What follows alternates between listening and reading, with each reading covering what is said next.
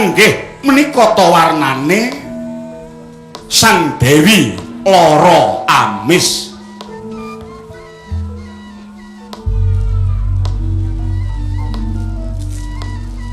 Ngadeg jegrek Yayah Tugu Sinukarta.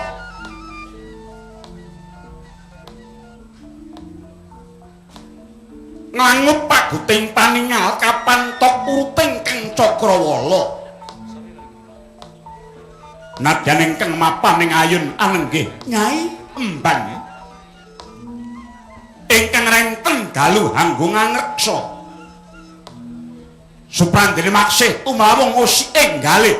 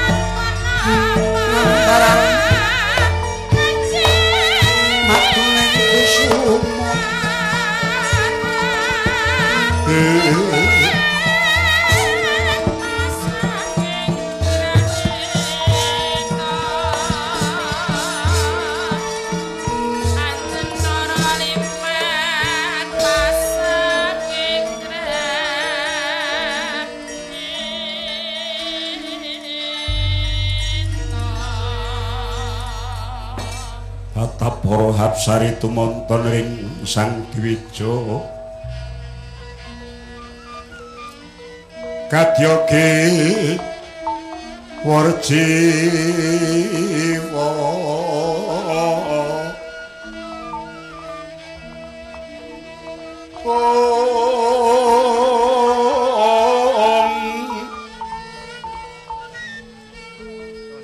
kakak sing tiasdat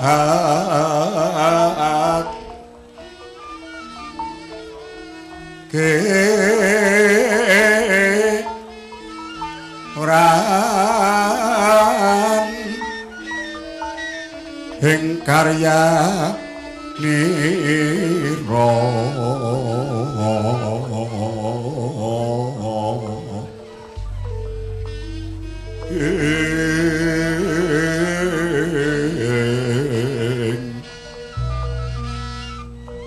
katan hantuk samya miyat rengganing prabata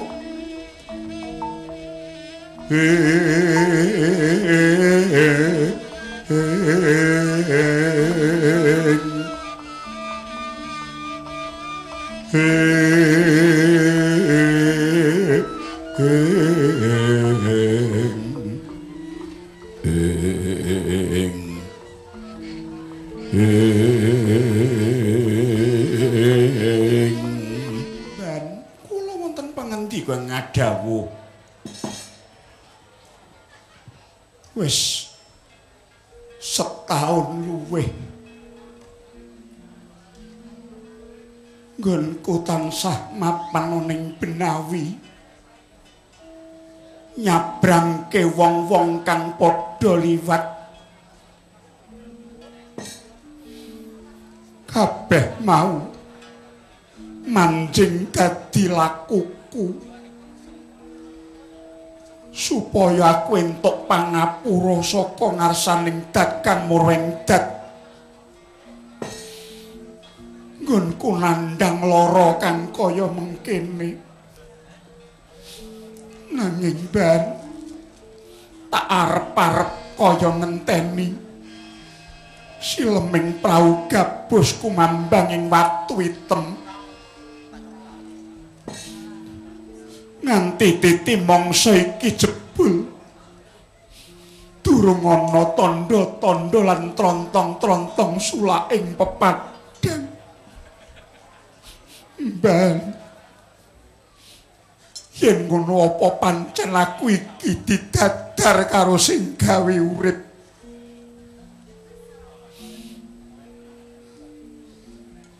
Uripku ora lumrah sasamaning titah. Mban yen ngono kaya wis pantok pepuntoning tekadku apa aku mati wae Mban. Wadananira layu kumel kucem rahnya maratani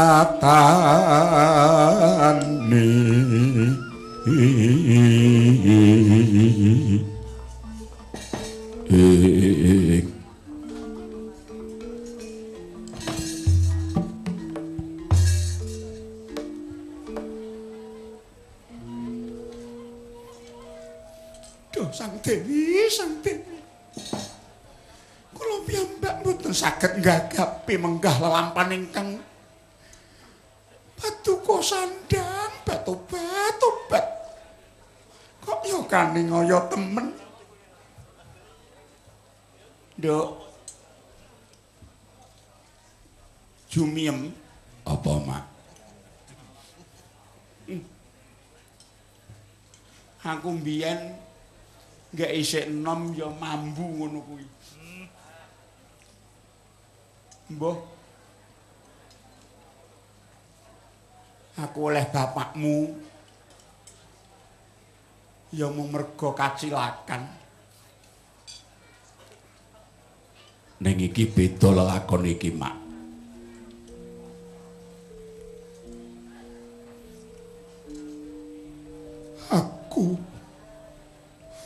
Aku kaya wis ora duwe pangarep-arep meneh.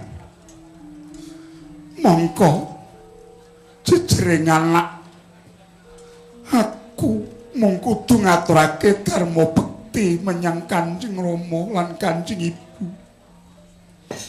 Bisuwa mikul dhuwur mendem jero. Yen wajibe wong tuaku menyang aku momong kula wentah ngayomi nuntun nuduhke lan nuladani. Nanging yen wajibing putra, aku mung kudu atur panuwun manut miturut ngaji-aji. Nadan upamata aku pisah karo Kanjeng Rama lan Kanjeng Ibu. Mbuh nganti besok kapan laku ning lakon kang tak sandang. Dalanku ya mung aku kudu gedhekke pangati-ati lan nyandi pitutur luhur lan dawuh-dawuhe. Mban, kuwi cak-cakan ning jejiban tumrap anak luweh-luweh aku mijil wadon. Nanging aku ngrumangsani menawa to aku ora bakal bisa ngarumake gandane negara Wirata. Mergo penandang kang tak sandang kaya ngene pangarep-arepe wong sak negara. Supaya lara amis dadi kembang negara Wirata. Nanging bakal pupus mung temeka semene Mban. Ridho mawur mengawur-wur-wurahan dengarani ngajurit gong maguru gongso tetek kaya butulor panjriting turangga esdi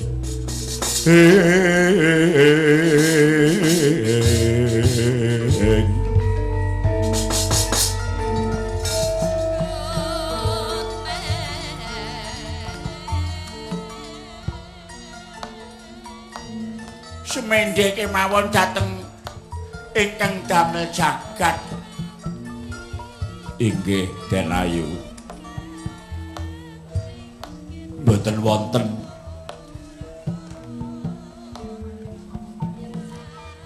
titah ingkang dipun ajar karo sing gawe urip ngantek tele-tele niku mboten wonten. Nyuwun sewu. Sing gawe jagat niki adil dhateng sedaya titah ampun malih paduka sing putri kraton. Suket grinting sing tuwon teng pinggir dalan dina-dina didak-idak wong liwat niku men mongko garing mekingking ning boten tega kalih patine suket niku wau sing gawe urip maringi bun sing mrentul pendak bangun esuk sing dadi srana panguripane niku mawon kangge tandha nggih Raden Ayu. Iya.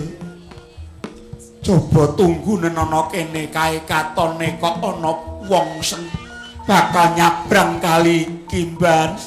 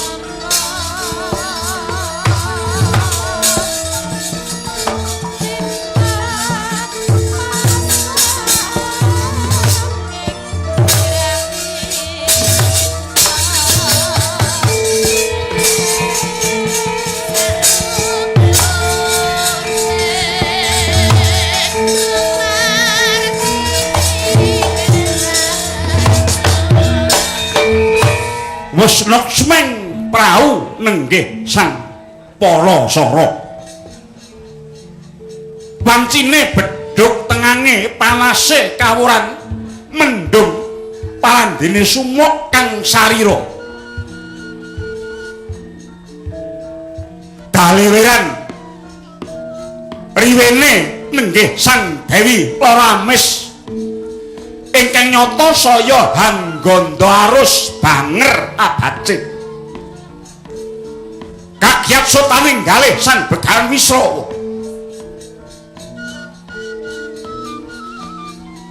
kadya mangkono pangucape ora pati nduga mono iki gandapa apa kene ana batang yen ana batang kena ngapa ora enggal diguwang. Kula nuwun sewu. Kula nuwun sewu. Menapa cingandika Kisanak mambet ganda ingkang kirang prayogi ambune ora enak.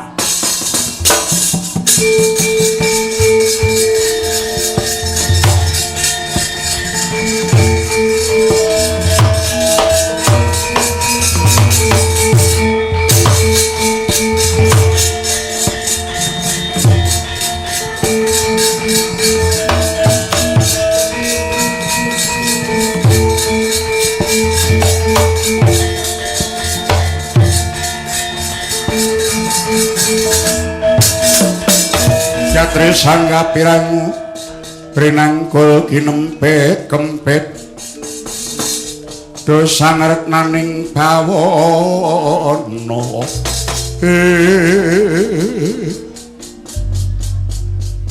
sejatine iki apa nini tak jabel basaku. Kula nuwun sewu. Wetanggen kula badhe matur wonten ngersa andika Kisanak. Waleh-waleh menapa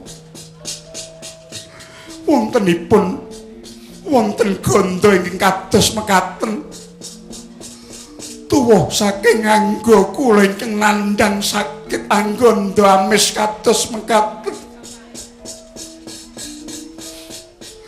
Mila kula mapan wonten ing ngriki ciptaning manah kula namung kinarya srana. Pikantuk amargi pepadang saking sih pitulungan ingkang maha agung. Lumantar lampah brata kula dados sateng. Baita ingkang nyabrangaken tiang-tiang ingkang sami liwat ing ngriki. Malah kula badhe matur mugi sineksen kiblat sekawan isining rinten dalu. Sinten kemawon ingkang saged ngruwat penandang kula menawi wanita badhe kula dadosaken sederek sinarawati wondene jalma priya kula badhe pasrah pongkokan pasrah jiwa raga dhateng panjenenganipun Penemban.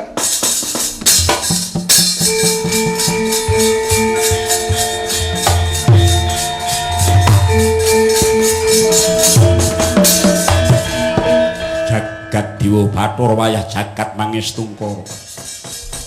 Dadi cetane kowe nandhang lara kang kaya mengkene nini. Inggih Panembahan. Iya. Mbok menawa tekane Begawan Palasara bakal bisa dadi srana ruwating penandhang. Sariramu bakal tak klalar saka sawetara.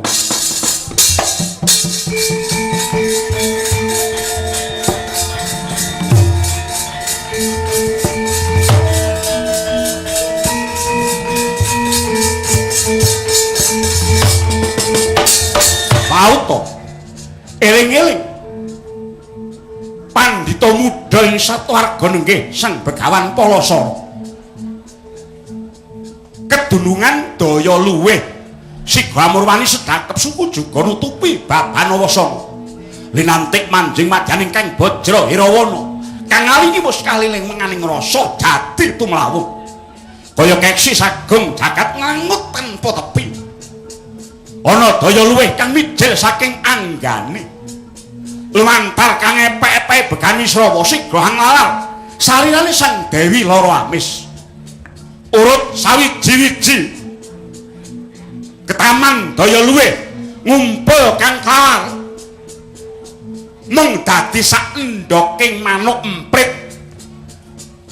Waluya jati temah nirmala mamprung kang ganda kang ora kuciwa. Ora kuciwa tiase Sang Dewi Durgandini ingkang jati Natmaja Nalendra Wirata Prabu Dirgabau.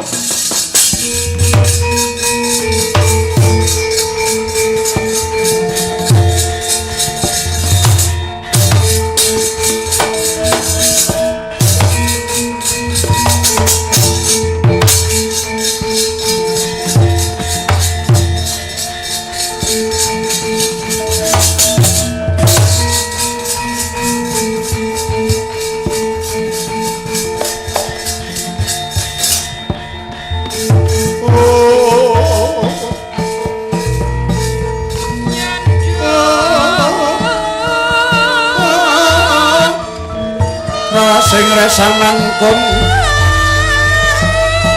ing kiasan kapadaning sing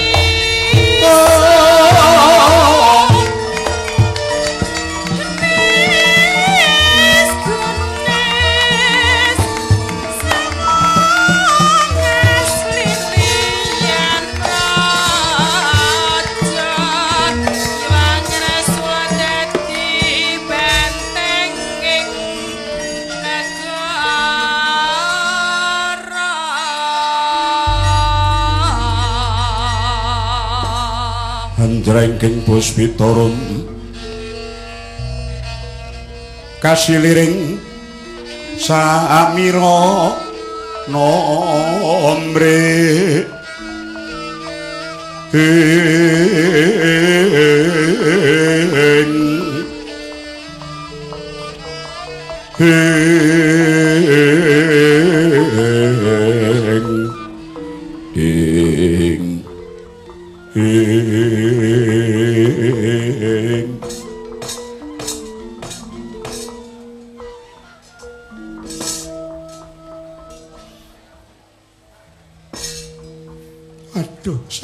Penemban sepinten topi ngeng manah kula paduka sasadewa kayangan ingkang saged ngruwat badan kula waleh-waleh menapa rening sak mangke sampun sirna memala ingkang tumameng angga kula kepango kula badhe matur sak wontenipun wonten ing ngarsa andika bilih sejatosipun kula menika sekaring kedaton negari Wirata atmajanipun Rama Prabu Dirgabau kula pun Dewi Durgandini Penemban sepisan malih kula ngaturaken panuwun lan kula mboten badhe lincak saking prasetya kula Penemban. Ii jagat Dewa Bathara layak to layak pasuryanmu kaya wulan purnama sumorot mawa cahya ingkang gawe padhang lan tentrem tak waspadaki wiwit saka pasundulan nganti jejempoling padha babar pisan ora ana gethek cacate Durgandini nanging kepiye maneh jernyatane titi mangsa iki aku nglakoni tapa nanging ciptane ngrasa ora ana liya kejaba reh ning wis bisa paring pemadhang marang sira bakal tak tampa kabeh kang dadi prasetyamu. Aduh ngaturaken kenging panuwun namung kemawon kula ajrih menawi badhe wangsul dhateng negari awit negari Wirata dipun ubengi Nalendra sewu negari ingkang sami ngayunaken dhateng kula pangajaping Kanjeng Rama Prabu Dirgabau supados kula ing benjangipun winengku dening para satriya menapa dene Nalendra ingkang sekti mandraguna pantes dados mantu ing Wirata mila saking menika duh Penemban kula pasrah jiwa raga wonten ing ngarsa paduka kula mboten badhe wangsul dhateng negari Wirata Penemban Drotyas wuyung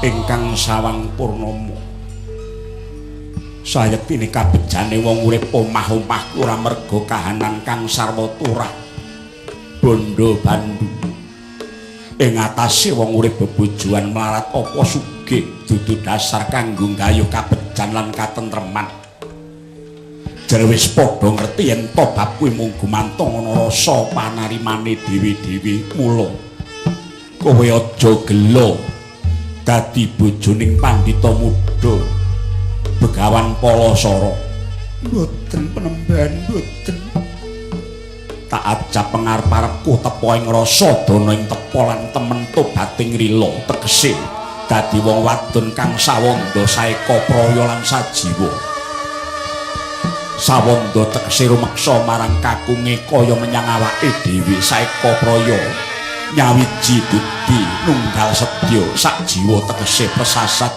nyawa loro dadi siji wong ayu pun kakang banget ora ngira lamun tana jroning lelakon kang kaya mengkene jebul aku nemokake mutiaraning urip ora liya ya sira Durgandini wong ayu kaya wis ora kuwa ngampah hardaning karepun kakang kasulistyanmu sasat widodaring kasuwargan aduh panembahan ngaturaken genging panuwun nanging lajeng kados pundi tasih wonten tengah-tengahing benawi wong ayu rasa asmara nyurung gregeting kabiraen ingkang satemah aku ora bisa ngampah hardaning karep kula kang saka iku yayi aja narasa tidha-tidha ayo turutana brangtaning pun kakang wong ayu kara sing resanan pun